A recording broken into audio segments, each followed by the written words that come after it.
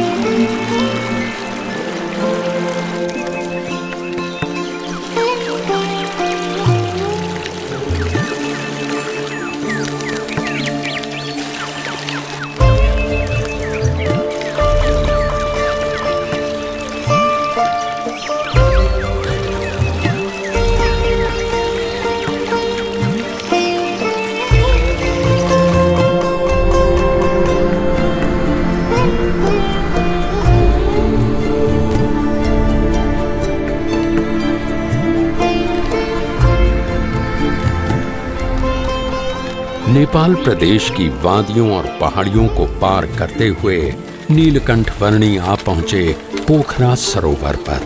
नरतनु है नैया केवट हरि नाम, संतन संग प्रभु भजो मिले परम धाम। नरतनु है नैया केवट हरि नाम, संतन संग प्रभु भजो मिले परम धाम।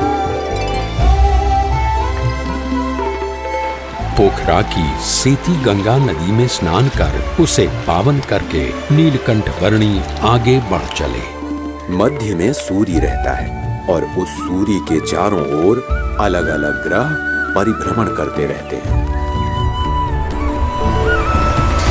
कई नगरों, पहाड़ों और वनों को पार करते हुए नीलकंठ वर्णी आ पहुंचे धार्मिक स्मारकों के लिए प्रख्यात नगर काठमांडू में।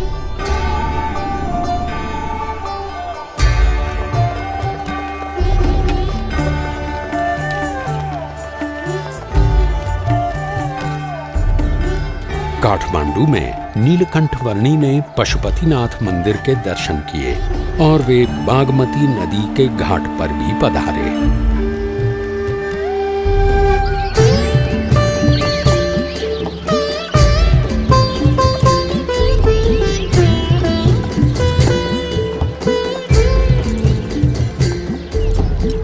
वैभवी नगरी काठमांडू के कई स्थानों पर होते हुए कुछ साधु संतों के समुदाय के साथ नीलकंठ वर्णी वहां के राजा के महल में आ पहुंचे।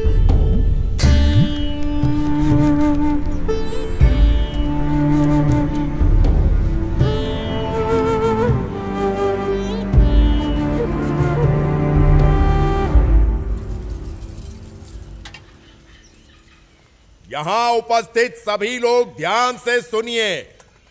हमारे राजा जी को कुछ असाध्य रोग हुआ है जिससे उनके पेट का दर्द मिट ही नहीं रहा है। यदि किसी को भी इस रोग और उसके निवारण की जानकारी हो तो वो बताएं और हमारे राजा जी का इलाज करें और उचित इनाम भी पाएं।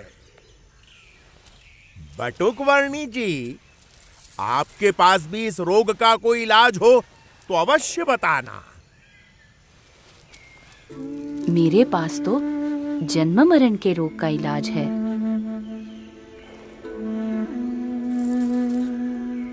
सोच समझकर बोलना बालक। मैं राजा हूं, रण बहादुर साहा। सन्यास में भगवान होते हैं।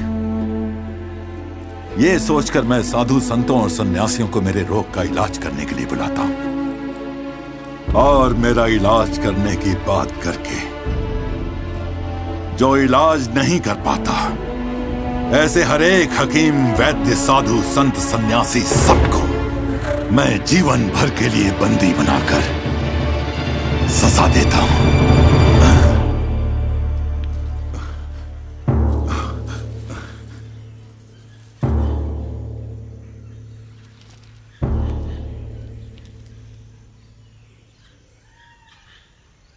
वहीं तो आप भूल कर बैठते हैं राजन। अपने कर्मों की सजा दूसरों को देकर इस जन्म में या पिछले जन्मों में आपने स्वयं जो बुरे कर्म किए हैं, उनके फलस्वरूप आपको ये रोग मिला हुआ है। ऐसी बातें मेरे मुंह पे कर रहे हो, तुम्हें डर नहीं लगता? सत्य बात को सुचारू रूप से कहने में डर कैसा राजन? अभी भी आप निर्दोष लोगों को दंड देकर अधिक बुरे कर्मों का संचय ही कर रहे हैं, जिनके फल भी आपको भुगतने पड़ेंगे।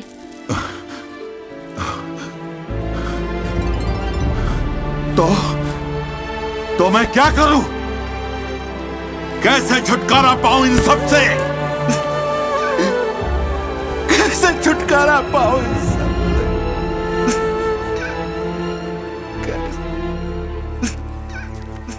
जो भी दुख आए उसे अपना प्रारब्ध और अपने कर्मों का फल समझकर और परमात्मा की इच्छा समझकर अपना लो।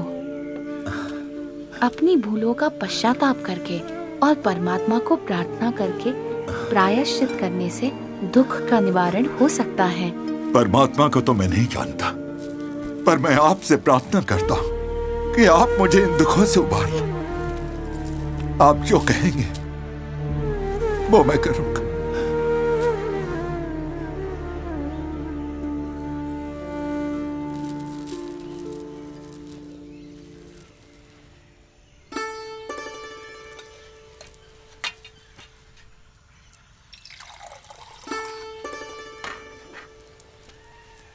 ये पी लीजिए।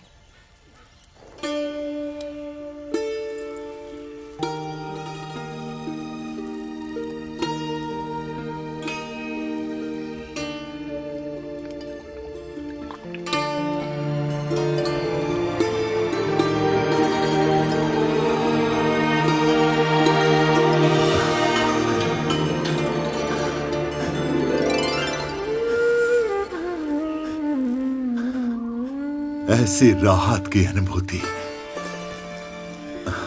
मुझे आज तक नहीं हुई प्रभु।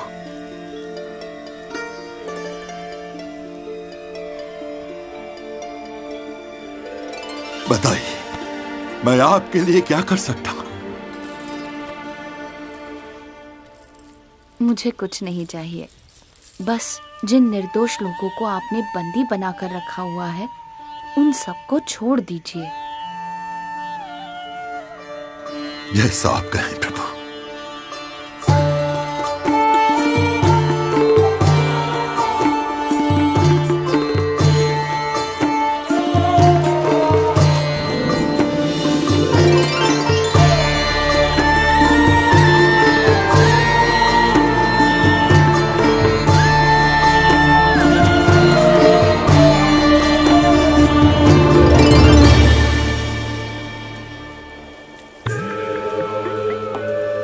काठमांडू से आगे उत्तरी नेपाल प्रदेश में यात्रा करते हुए नीलकंठ वर्णी ने तिब्बत प्रदेश एवं चीन प्रदेश की ओर दृष्टि की और वहां से पूर्व दिशा में आगे बढ़ते हुए वे वराह तीर्थ आ पहुँचे। जीवन भर सदाचार पूर्वक सेवा के अच्छे कार्य करते रहना वह अच्छी बात है, परंतु वह आत्यंतिक मोक्ष के लिए पर्याप्त नहीं है।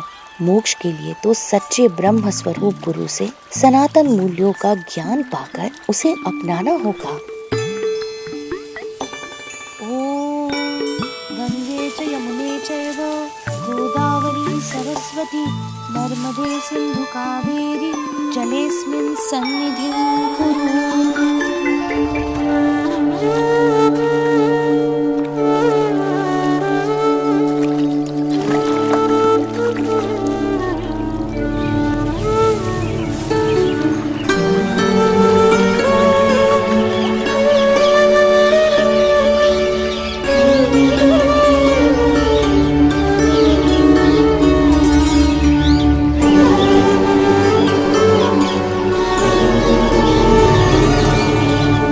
अपनी कल्याण यात्रा से नेपाल प्रदेश को पावन करने के पश्चात नीलकंठ वर्णी उत्तर पूर्वी भारत के असम प्रदेश में सिरपुर, परशुराम कुंड आदि स्थानों में पधारे और वहां से आगे असम प्रदेश में नीलकंठ वर्णी के स्वागत के लिए मानो ब्रह्मपुत्र नदी के नीर तत्पर थे।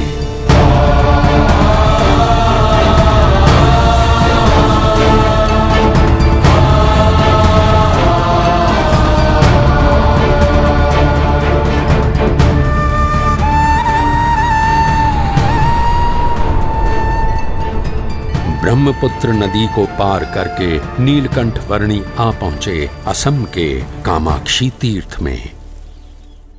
इस दुर्लभ मनुष्य जन्म का ध्येय है परम सत्य की प्राप्ति। व्यसन, वहम, मलिन मंत्र तंत्र आदि से किसी सत्य को प्राप्त कर लेने जैसा जो अनुभव होता है वो परम सत्य नहीं परंतु केवल भ्रम है।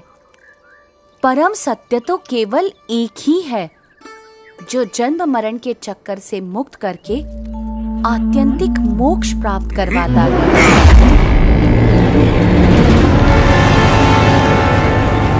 ए बच्चे, क्या सुख दुख की बातें बना रहा है तू?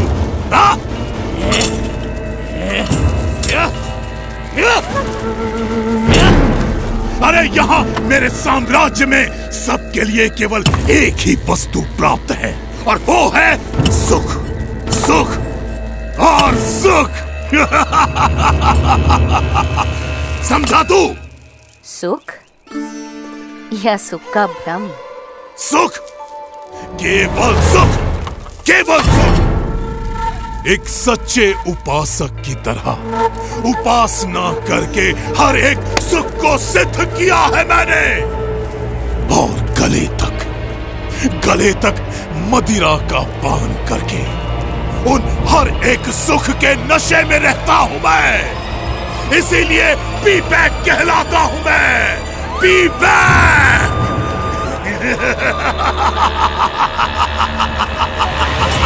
P back. अपने प्रपंच से लोगों को डरा धमकाकर स्वयं सुखी रहना वो सिद्धि नहीं परंतु विकृति है विवेक। अपनी सिद्धियों का उपयोग सबके सुख के लिए करना चाहिए, दुख के लिए नहीं। अरे वाह, ये छोटे गुरुजी तो ज्ञानोपदेश भी देते हैं। महाज्ञानी है गुरुजी। पर अभी गुरुजी को पता चल जाएगा कि मेरी शक्तियों के सामने उनका ज्ञान कैसे हवा में फुर्र हो जाता है।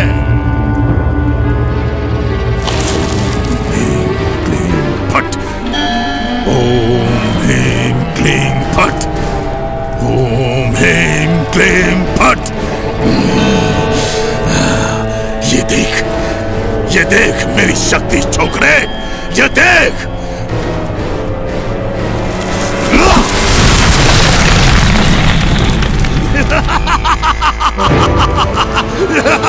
देखा?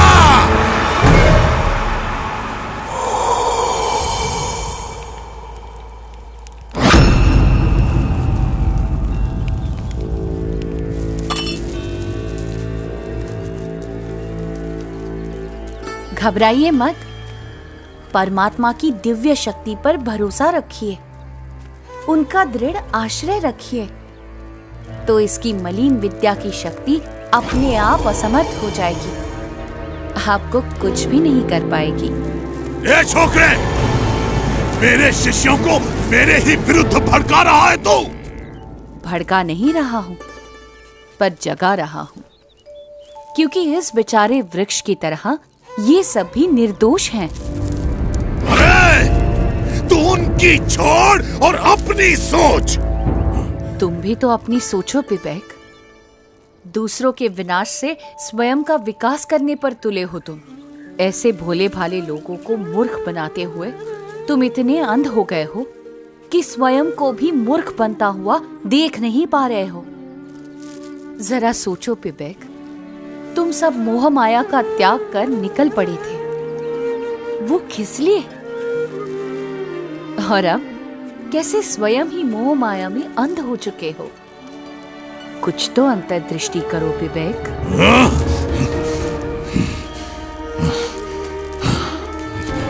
इसे कैसे पता? वैसे मेरी भूल तो है, लेकिन नहीं, ये बकवास कर रहा है।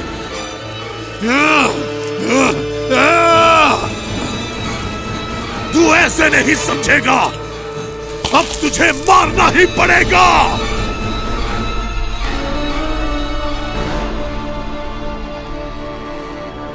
परमात्मा की काल शक्ति के सिवा कोई किसी को मार नहीं सकता। अरे, तुझे मारने के लिए तो मेरी शक्ति ही काफी है।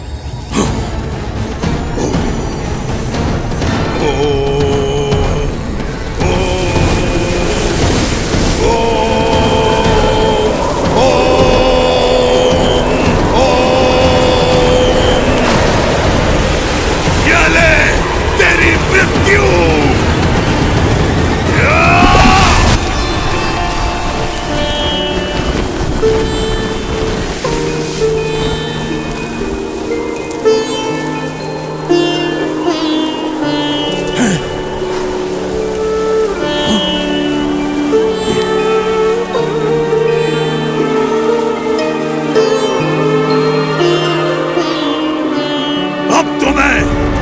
मेरी परम शक्तियों का आह्वान करूंगा और तुझे मार के ही दम लूंगा।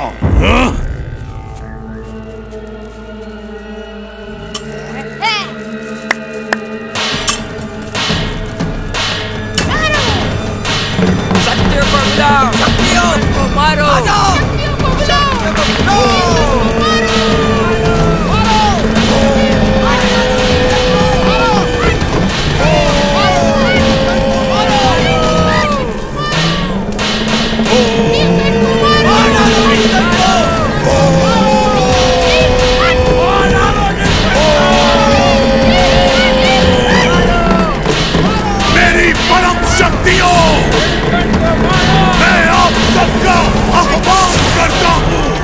इस लड़के को खत्म कर दो, मार डालो इसे।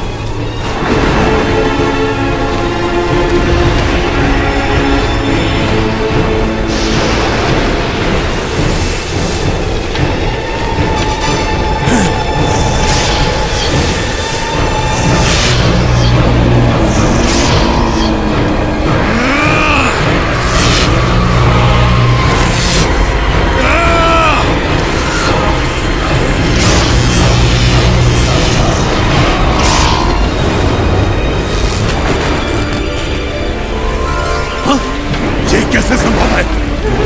भीम क्लीम फट, ओम भीम क्लीम फट।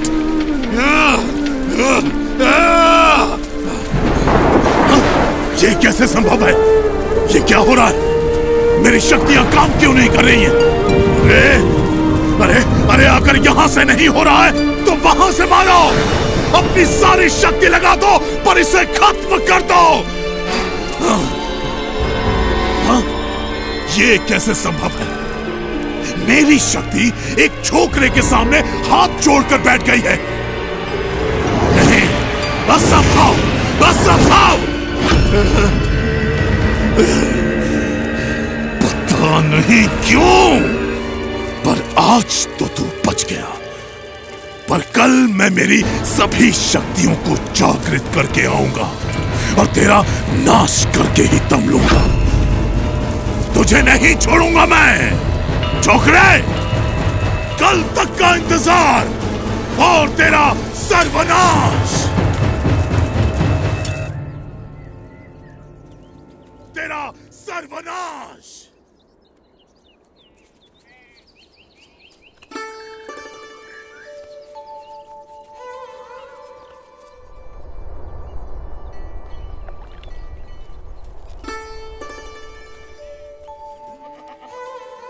धर्म का आचरण छोड़कर अधर्म का आचरण करने के लिए बहाने तो 1000 मिल जाते हैं, पर यदि दृढ़ता से धर्म के मार्ग पर चलते रहेंगे तो माइक आकर्षणों पर गिरने से बच जाएंगे, अधर्म से बच जाएंगे। वरना तो मार्ग भी गलत और ध्येय भी गलत, और साधना ही गलत होगी तो साध्य कैसे योग्य मिलेगा? नीलकंठ वर्णी, नीलकंठ वर्णी, नीलकंठ वर्णी, नीलकंठ वर्णी, क्षमा कर दीजिए मुझे, मैंने बहुत बड़ी भूल की है। अरे पीबेक,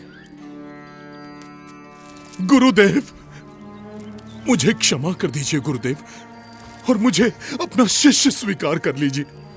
कल रात को मैंने मेरे सभी आराध्यों का फिर से आह्वान किया और उनसे कहा कि वे आपका नाश कर दें, तो उन्होंने तो मुझे ही बहुत मारा, पटक पटक कर धो दिया मुझे।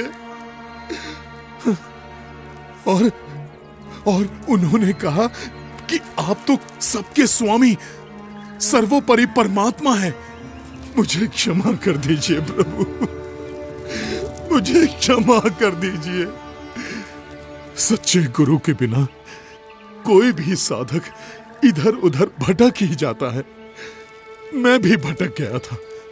कोई बात नहीं विवेक, मार्ग से भटक जाने का अर्थ हमेशा ध्येय से भटक जाना ही नहीं होता। तुम्हारे पूर्व जन्मों की भूलों को तुम अज्ञान के कारण भूल गए हो, वैसे ही इस जन्म की भूलों को ज्ञान से भुला दो और अभी से एक अच्छे जीवन की शुरुआत कर दो। जी गुरुदेव, गुरुदेव, मैंने बहुत भूल की है। अब आप ही मेरा मार्गदर्शन कीजिए। जरूर विवेक, गुरु तो सही मार्ग दिखाने का प्रयास करता ही है, पर उस मार्ग पर चलना वो तो साधक का ही काम है। बस अब तुम एक सच्चे साधक को शोभा दे वैसा जीवन जियो। शुद्ध धर्म, शुद्ध आचरण, शुद्ध भक्ति भाव, यथार्थ ज्ञान आदि को अपनाकर परमात्मा की ओर कदम बढ़ाते चलो, तो वो भी तुम्हारी ओर आते चलेंगे। तुम्हारे पुराने संसार की रचना तुम ही ने की थी और तुम्हारे नए संसार की रचना भी तुम ही करो।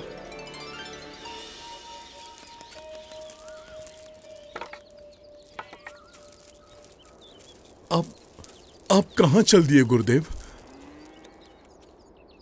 अब मुझे आपसे दूर नहीं होना है। जहां प्रेम है वहां दूरी कैसी? और भौतिक दूरी बढ़ने से हृदय की निकटता मिट थोड़ी ना जाएगी। विवेक, गुरु की आज्ञा में रहना वो उनके साथ रहने के समान ही है। जी गुरुदेव, अब मेरा शेष जीवन आपकी आज्ञा के अनुसार ही बीतेगा। तो मैं सदैव तुम्हारे साथ रहूंगा। प्रणाम गुरुदेव।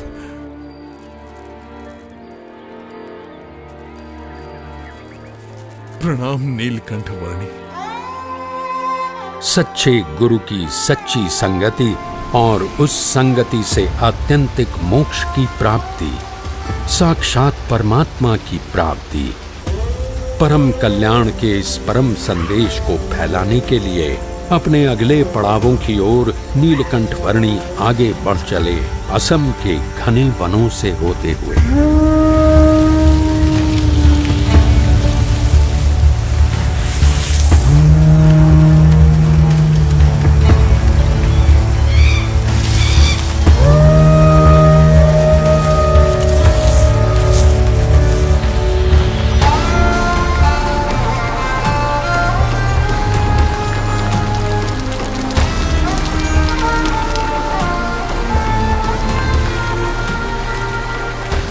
दक्षिणी असम के पर्वतीय प्रदेश को लांघते हुए चटगांव जिले के आसपास कहीं पर नीलकंठ वर्णी आ पहुंचे, एक दैवी अप्रकट सी नौलखा पर्वत की साधना भूमि पर।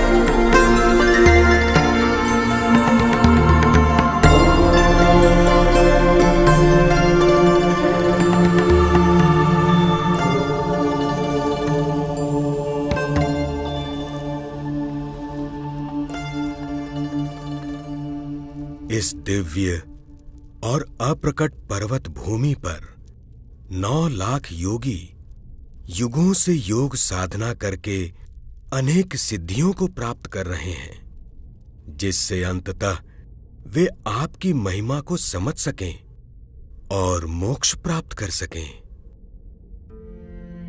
सिद्धियों की प्राप्ति हेतु योग साधना करने से अनेक सिद्धियां प्राप्त हो सकती हैं, पर उन सिद्धियों के प्रति जो लगाव बना रहता है वह परमात्मा की भक्ति में से विचलित कर देता है, और आत्यंतिक मोक्ष तो यथार्थ दास भाव से परमात्मा की भक्ति करने से ही होता है।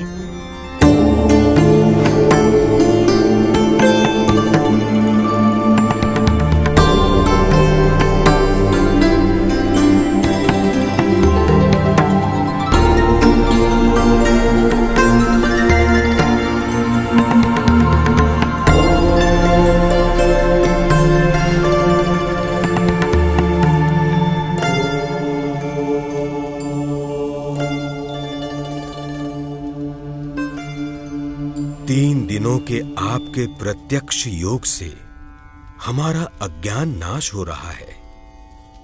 हम अपने प्राणों को षट चक्रों में प्रसारित करके किसी भी सिद्धि को प्राप्त कर लें, उससे भी अधिक यह है कि हम हर प्रकार से आप जो परमात्मा हैं उनमें जुड़ जाएं। कृपा करके हमें आपकी भक्ति का अधिकार दें और आपके स्वरूप में जोड़ दें।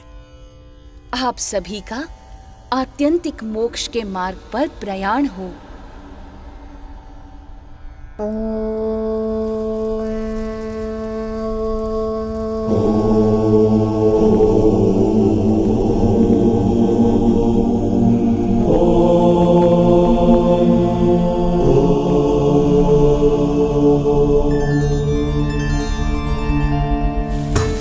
नौलखा पर्वत के 9 लाख योगियों को कल्याण प्रदान करके अपनी कल्याण यात्रा को नीलकंठ वर्णी ने बंगाल प्रदेश में आगे बढ़ाया और बंगाल में बालवा कुंड आ पहुंचे। कुछ दिन बालवा कुंड प्रदेश में बिताकर नीलकंठ वर्णी ने अपनी कल्याण यात्रा को आगे बढ़ाया सुंदरवन के प्रदेश में।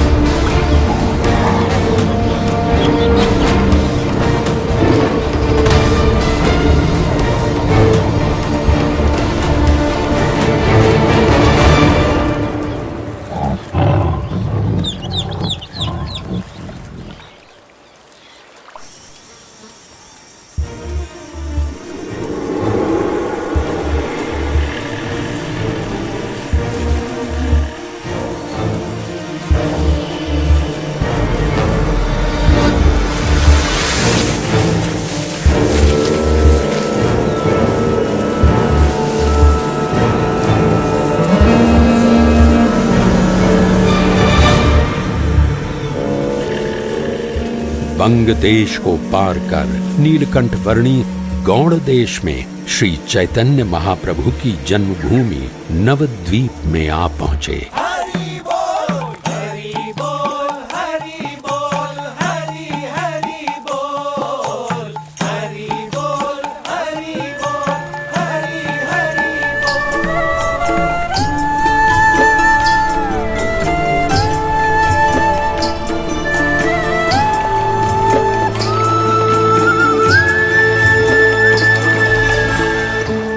गंगा और सागर का जहां मिलन होता है, उस पवित्र तीर्थ गंगा सागर की ओर नीलकंठ वर्णी बढ़ चले।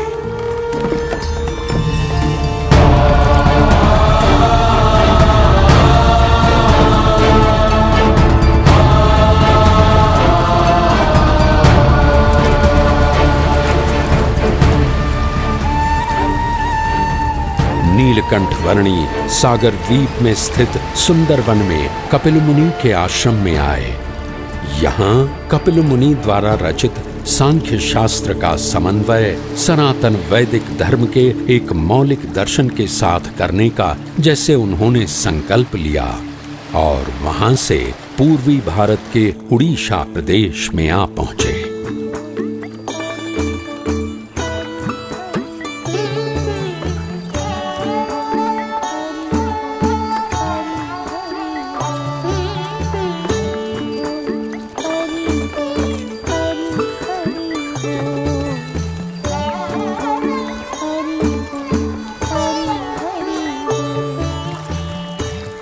इस उड़ीसा प्रदेश के एक छोटे से गांव में मानो कोई नीलकंठ वर्णी की प्रतीक्षा में था।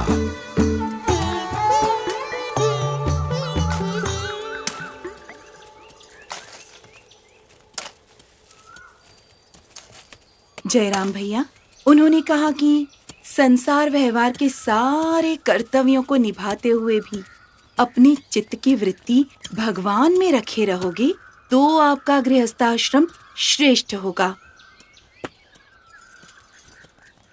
यानी कि परिवार के सभी लोगों के साथ प्रेम भाव से रहो, अपनी हर कौटुंबिक और सामाजिक जिम्मेवारी को निष्ठापूर्वक निभाओ, परंतु उन सब की मोह माया में लिप्त ना रहते हुए केवल भगवान में ही आसक्ति रखो।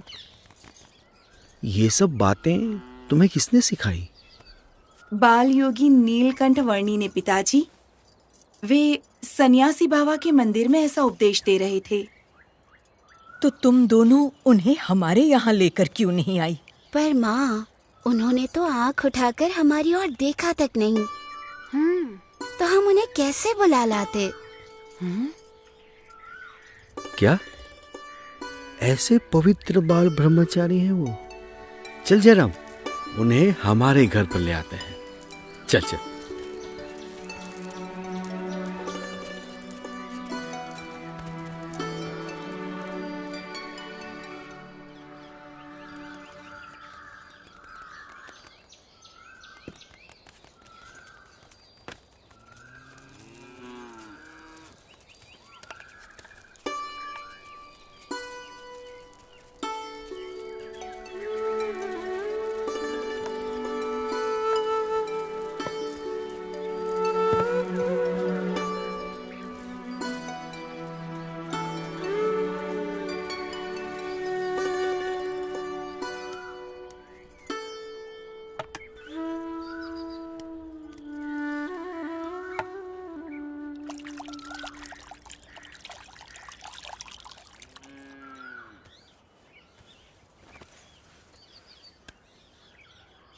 ये कमल ककड़ी लीजिए, ताजी हैं।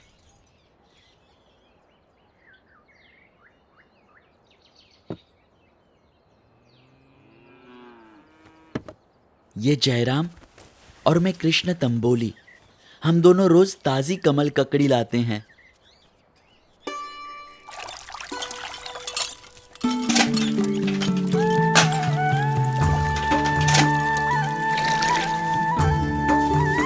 दैनिक दिनचर्या में व्यस्त रहते हुए भी प्रभु भक्ति में लीन रहा जा सकता है और ऐसे निरंतर भक्ति करने से बुद्धि शुद्ध होती है।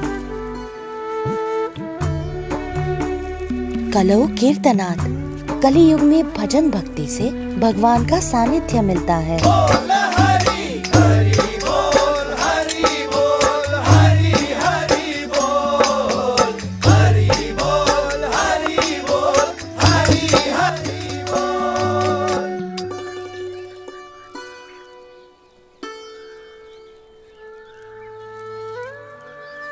रोज इतनी ताजी कमल ककड़ी कहाँ से लाते हो?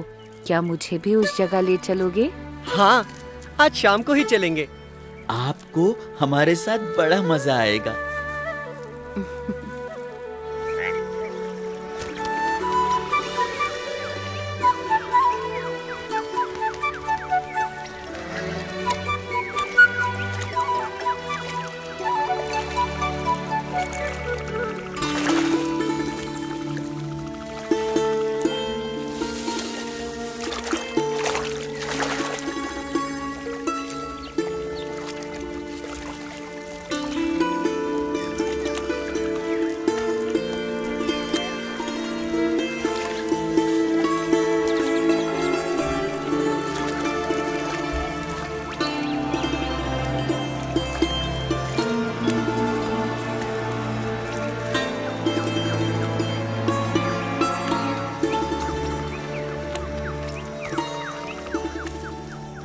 चलो नौका विहार करके उस किनारे तक जाकर वापस आ जाते हैं।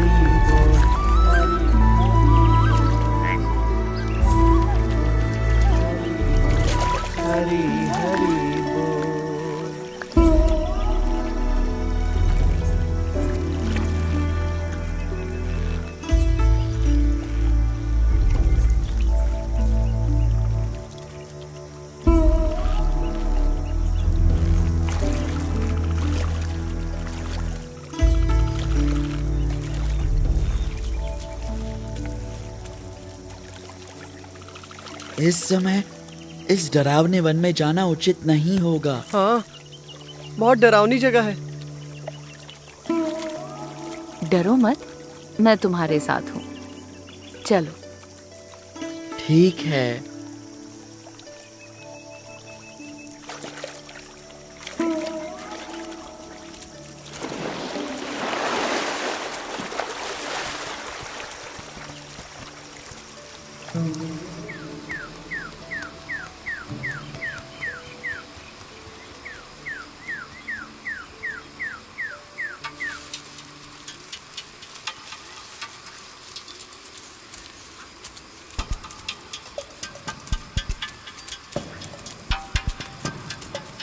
समझ में नहीं आ रहा कि आप कर क्या रहे हैं नीलकंठ वर्णी, और हमें कहाँ ले जा रहे हैं।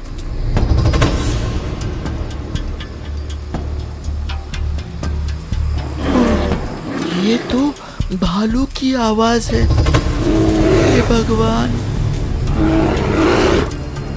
डरो मत, मैं हूं ना, चलते रहो। नीलकंठ, नीलकंठ वर्णी, ये भालू हमें मार डालेगा। नहीं, कुछ नहीं करेगा। शांत रहो, चिंता मत करो।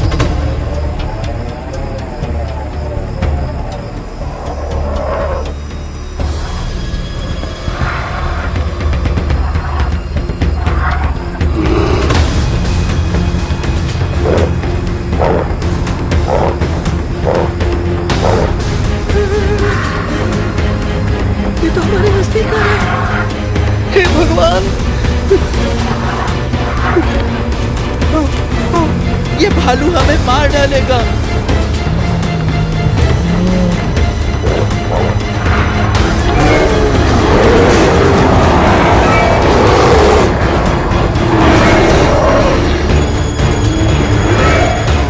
शांत हो जाओ।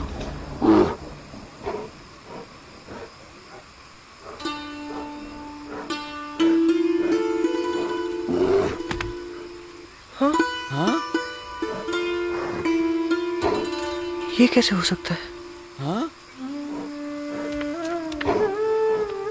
चिंतित मत रहो, तुम्हारा कल्याण अवश्य होगा। हाँ? हाँ? अब जाओ।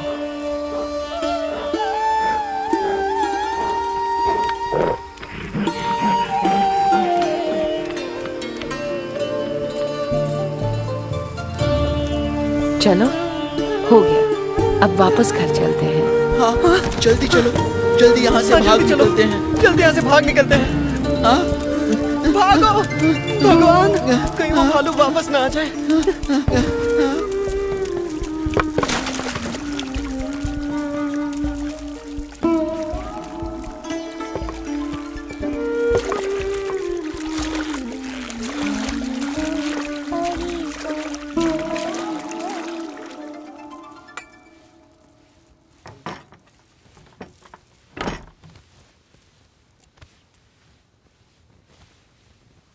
अच्छा, तो आपको पता था कि वो भालू वहां था? हाँ, भगवान के स्वरूप में संशय होने के कारण उसे मोक्ष नहीं मिला था और मोक्ष प्राप्ति के लिए बार बार इसी योनि में जन्म लेता रहता था। तो अब भालू का देह त्याग कर उसे मनुष्य जन्म मिलेगा।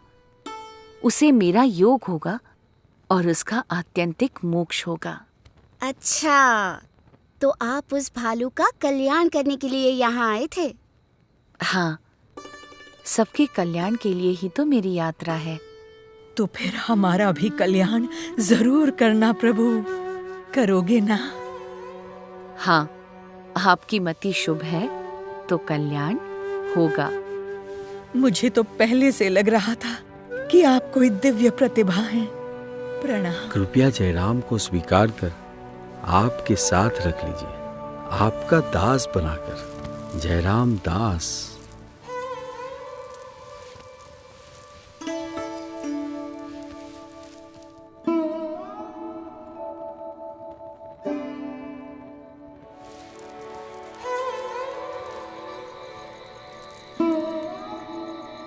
कुछ मुमुक्षुओं को कल्याण के मार्ग पर प्रेरित करने के पश्चात भी उनके साथ ही बस जाना वो नीलकंठ वर्णी की शैली नहीं थी, क्योंकि उनका लक्ष्य था अनंत मुमुक्षुओं के कल्याण के लिए अपनी कल्याण यात्रा को आगे बढ़ाते ही रहना।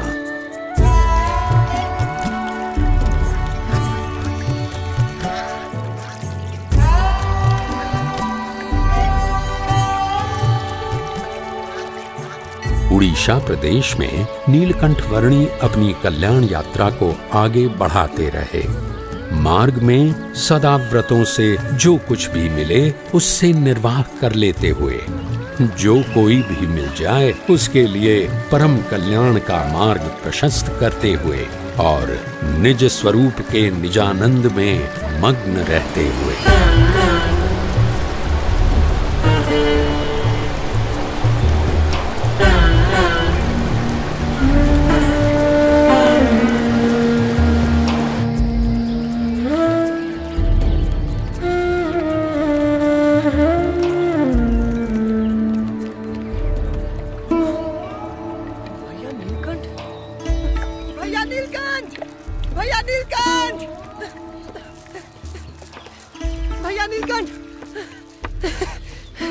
भैया नीलकंठ, 20 दिनों से आपको ढूंढ रहा हूं मैं।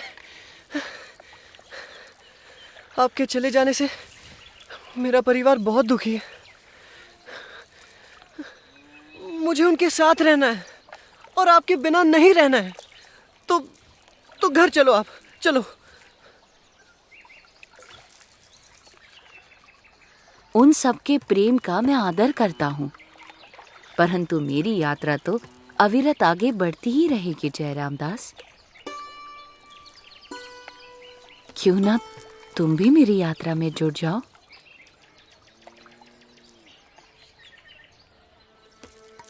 जयराम दास, मैं जानता हूं कि तुम पूर्व के मुमुक्षु जीव हो, इसीलिए कह रहा हूं कि संसार के नाशवंत और मायिक संबंधों को छोड़ दो और उसे पकड़ लो जो माया से परे है। हाँ। मेरे साथ चलो, चलो जगन्नाथपुरी चलते हैं। जी, आप सही कह रहे हैं, चलो।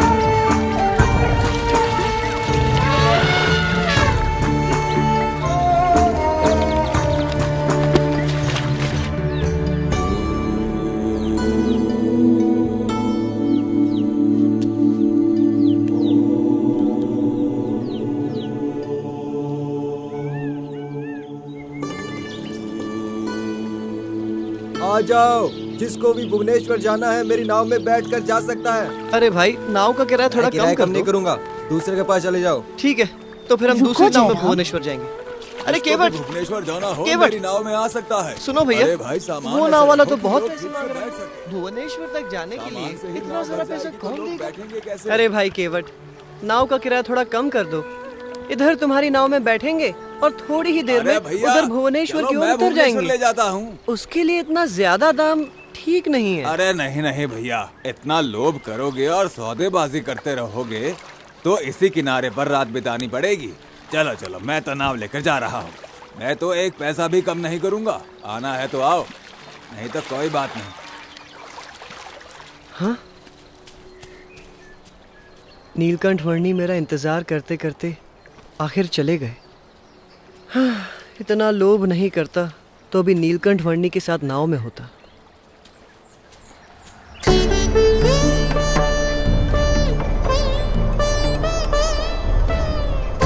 उड़ीसा के भुवनेश्वर का लिंगराज मंदिर नीलकंठ वर्णी की यात्रा का अगला पड़ाव बना।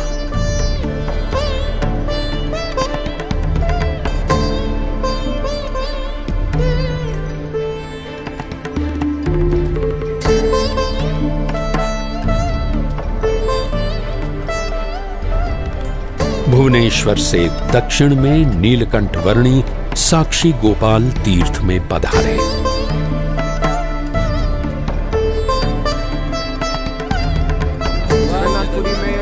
सबसे बढ़िया जगह रहने का प्रबंध हो जाता है। अपनी कल्याण यात्रा को आगे बढ़ाते हुए नीलकंठ वर्णी जगन्नाथपुरी आ पहुंचे। नमस्कार। इंद्रद्युम्न सरोवर यहाँ पर है, आइए सामने स्नान कर लीजिए। प्रणाम। जगन्नाथपुरी में लगभग 10 महीनों के निवास की अवधि में नीलकंठ वर्णी 2 स्थानों पर कई बार जाते रहे। एक इंद्रद्युम्न सरोवर और दूसरा भगवान श्री जगन्नाथ जी का भव्य मंदिर।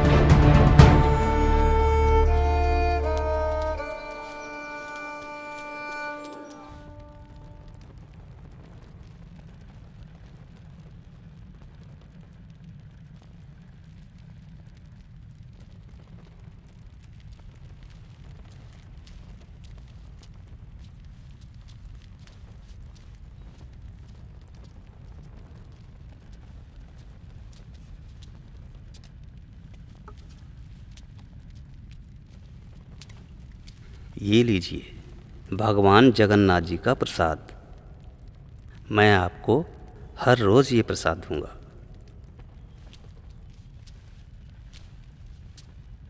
जरूर आते रहिएगा।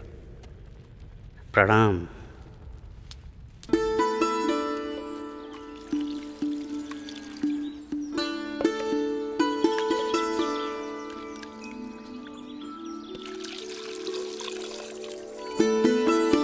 अरे भाई हटो हटो जरा। अरे नीलकंठ वर्णी, मुझे विश्वास था कि आप यहाँ जगन्नाथपुरी में मिल जाएंगे।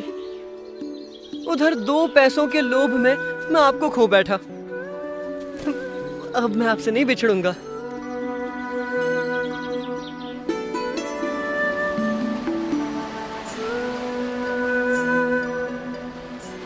जगन्नाथपुरी की भूमि और जगन्नाथपुरी का समुद्र नीलकंठ वर्णी के संग से पावन हो चुके थे, तो फिर जगन्नाथपुरी के राजा कैसे रह जाते।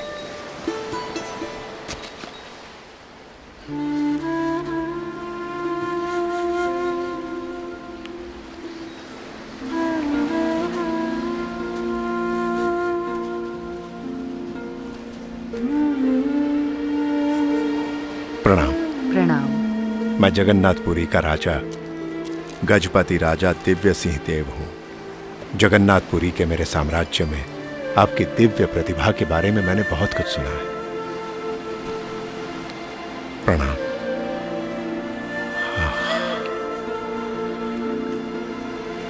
दिव्य,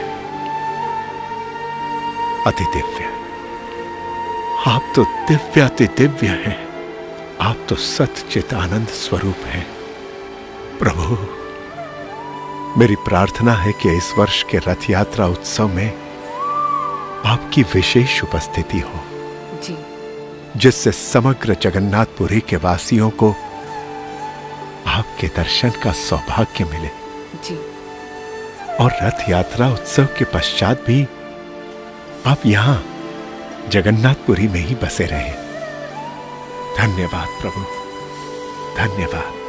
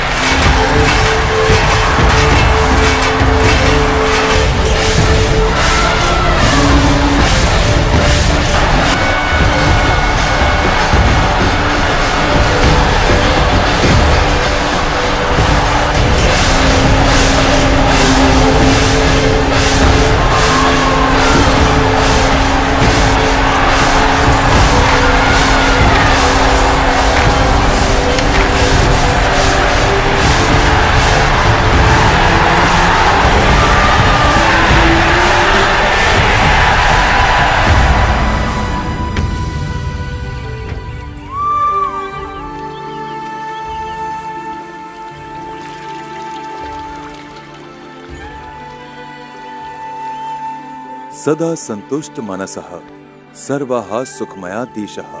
यदि संतोष पूर्वक जीवन जिएंगे तो सुखी रहेंगे।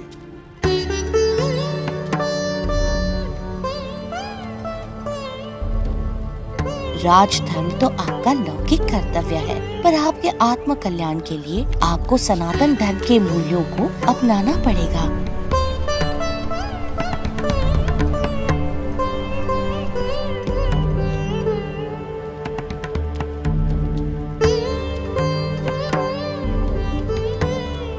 पिछले 10 महीनों में कई बार जगन्नाथ जी के दर्शन आपके साथ किए हैं और आज वैसे दर्शन अंतिम बार किए। 10 महीनों में कभी आपका बहुमान हुआ तो कभी अतिशय अपमान हुआ, कभी आपको अच्छे व्यंजनों का भोजन मिला और कभी तो आप कई महीनों तक केवल वायु भक्षण कर रहे। हर परिस्थिति में आप एक समान प्रसन्नता से रहे। मैं तो कई बार बहुत व्यथित हो जाता था, पर आप तो हमेशा स्थित प्रज्ञ। अब आगे हम कहाँ जाएंगे? यहाँ से पश्चिम दिशा में महानदी है, उसी पार करके हम आदिकूर्म, पन्ना नृसिंह, मानसपुर आदि से होते हुए दक्षिण भारत में वेंकटाद्रि चलेंगे। उड़ीसा प्रदेश को लांघते हुए नीलकंठ वर्णी ने अपनी कल्याण यात्रा को आगे बढ़ाया आंध्र प्रदेश में।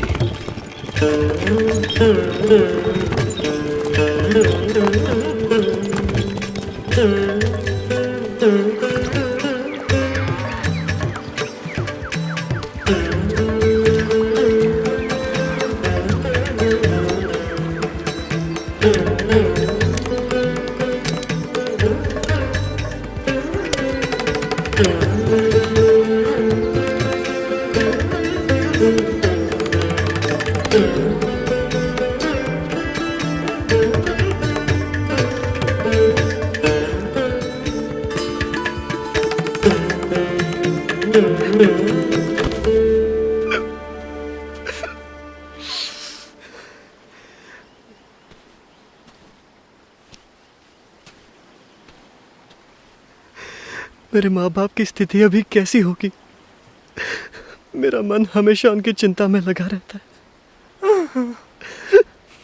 चलो चलो हम घर वापस चलते हैं।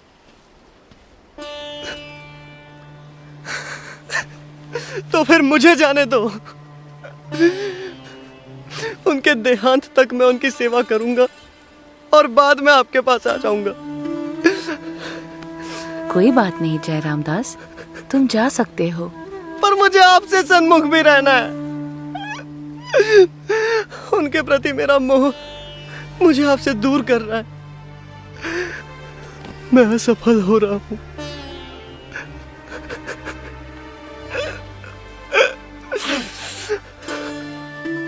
अहम और ममत्व रूपी माया का त्याग करना कोई सरल खेल नहीं है जो तुम ऐसे ही खेल लेते, पर तुमने प्रयास तो किया।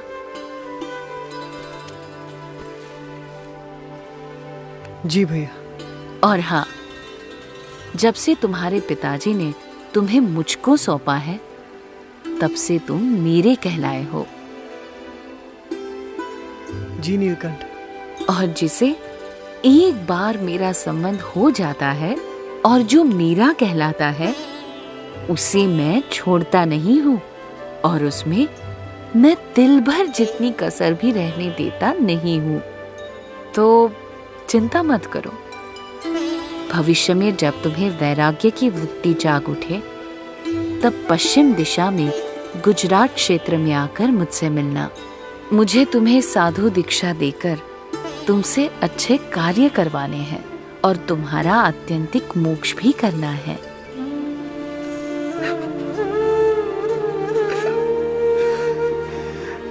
प्रणाम। प्रणाम। मुझे भूलिएगा मत।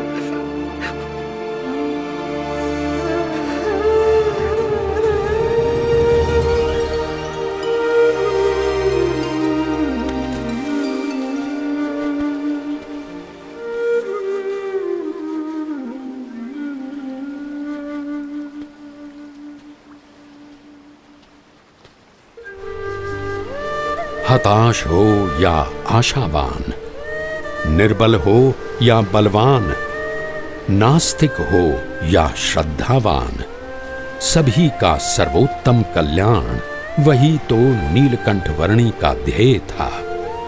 अपने मनुष्य अवतरण के इस ध्येय को सिद्ध करने के लिए ही तो नीलकंठ वर्णी ने सन 1792 में अयोध्या से अपनी कल्याण यात्रा प्रारंभ की और कई स्थानों से होते हुए सन 1795 में वे नेपाल प्रदेश के पोखरा तक आए। पोखरा से आगे उन्होंने नेपाल के काठमांडू, असम प्रदेश के कामाक्षी तीर्थ, बंगाल प्रदेश के गंगा सागर, उड़ीसा प्रदेश के भुवनेश्वर और साक्षी गोपाल आदि स्थानों से होते हुए जगन्नाथपुरी तक की यात्रा की और जगन्नाथपुरी से दक्षिण में आंध्र प्रदेश में यात्रा करते हुए अब नीलकंठ वर्णी बढ़ चले दक्षिण भारत के सुप्रसिद्ध तीर्थ तिरुपति की ओर।